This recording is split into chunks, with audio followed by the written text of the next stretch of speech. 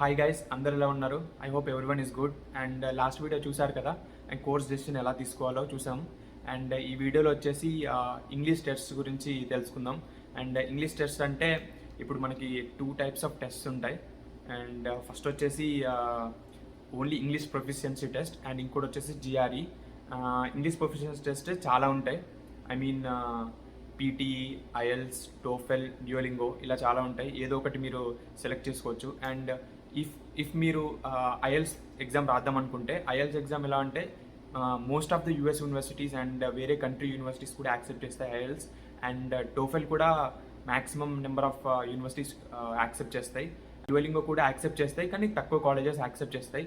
So first you decide which exam you are going to take. And ఈ decision ఎలా తీసుకుంటారంటే, ఆ format ఉంటుంది, అసలు ఏ ఎగ్జామ్ ఏ ఫార్మాట్ ఉంది, ఎగ్జామ్ పేపర్ ఎలా ఉంటుంది. సో మీరు ఒకసారి ఆ ఎగ్జామ్ పేపర్స్ అంటే ప్రీవియస్ పేపర్స్ కానీ పేపర్ ఫార్మాట్ కానీ ఒకసారి చూడండి. చూసిన తర్వాత మీకు తెలుస్తుంది ఎలా అనేది. అంటే చూసిన తర్వాత మీరు డెసిషన్ తీసుకోగలుగుతారు. ఇవన్నీ ఇంగ్లీష్ ప్రొఫిషియన్సీ టెస్ట్ కదా, అంటే ఒక్కొక్కరికి ఒక ఫార్మాట్ ఉంటుంది అనమాట. సో IELTS ఏంటంటే 4 మాడ్యూల్స్ ఉంటాయి. Speaking, reading, writing and listening అని 4 ఉంటాయి. నేను ఆల్రెడీ ఫస్ట్ వీడియో చేశాను, ఈ ఛానల్లో ఉంది, కావాలంటే చూడండి. IELTS గురించి మొత్తం ఎక్స్ప్లెయిన్ చేశాను, అసలు IELTS అంటే ఏంటనేది. అండ్ ఈ టాపిక్ వచ్చేస్తే, అండ్ వేరే టెస్ట్కి వచ్చేస్తే కూడా సిమిలర్గా వాళ్ళ ప్యాటర్న్స్ ఉంటాయి. సో ఒకసారి వాళ్ళ ప్యాటర్న్స్ చూసి ఏ ఎగ్జామ్ అయితే మీకు పర్ఫెక్ట్గా సెట్ అవుతుంది, ఏ ప్యాటర్న్ అయితే మీరు ఈజీగా క్రాక్ చేయగలుగుతారో, ఎక్కువ స్కోర్ తీసుకురాగలుగుతారో, సో ఆ టెస్ట్ తీసుకోండి, ఇంగ్లీష్ ప్రొఫిషియన్సీ. అండ్ ఇంకోటి వచ్చేసి GRE అనమాట. GREలో ఏముంటుందంటే ఇంగ్లీష్ ఉంటుంది, అండ్ దాంతోపాటు మ్యాథమెటిక్స్ కూడా ఉంటుంది. సో మ్యాథమెటిక్స్ ఏంటంటే మన ఇంటర్మీడియట్ లెవెల్ వరకు చేస్తాం కదా మ్యాథమెటిక్స్, సో ఆ మ్యాథ్స్ వరకు ఉంటుందన్నమాట. అండ్ ఇంగ్లీష్ వచ్చేసి కొంచెం మనం IELTS కానీ TOEFL కానీ ఇలాంటి ఈ ఇంగ్లీష్ ప్రొఫిషియన్సీ టెస్ట్ కంటే కొంచెం వొకాబులరీ ఎక్కువ ఉంటుంది అనమాట.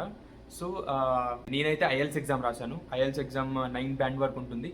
సో మీరు ఒకసారి IELTS ఫార్మాట్ చూడండి, ఆ పేపర్ ఎలా ఉంటుంది అనేది. సో మీకు ఆ సెట్ అవుతే go for it. And next వచ్చేసి GRE వచ్చేసి 340 మార్క్స్ ఉంటుంది. 170 వచ్చేసి క్వాంట్, 170 వచ్చేసి వర్బల్ ఉంటుంది.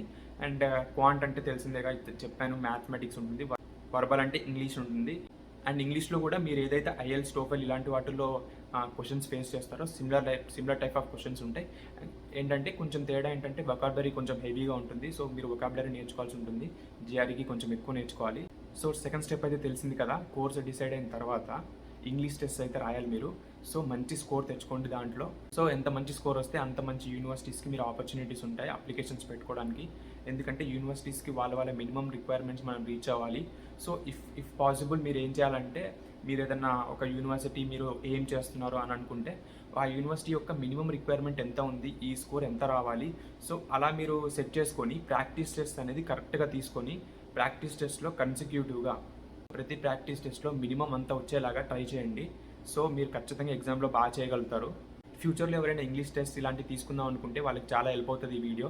సో నేను ఈ ఎగ్జామ్ ప్యాటర్న్ యొక్క లింక్స్ అనేది కింద డిస్క్రిప్షన్లో మెన్షన్ చేస్తాను. సో మీరు వాటిని క్లిక్ చేసి చూడొచ్చు, వాళ్ళ ప్యాటర్న్స్ అనేవి ఎలా ఉన్నాయో, డిసైడ్ అవ్వండి ఏ ఎగ్జామ్ రాయాలనేది. ఈ వీడియోలో ఇంతే గైస్. ఈ వీడియో అయితే మీకు నచ్చింది అనుకుంటున్నాను, ఇన్ఫర్మేటివ్ కూడా అనుకుంటున్నాను. సో లైక్ చేయండి, అండ్ నెక్స్ట్ వీడియోలో కలుద్దాం.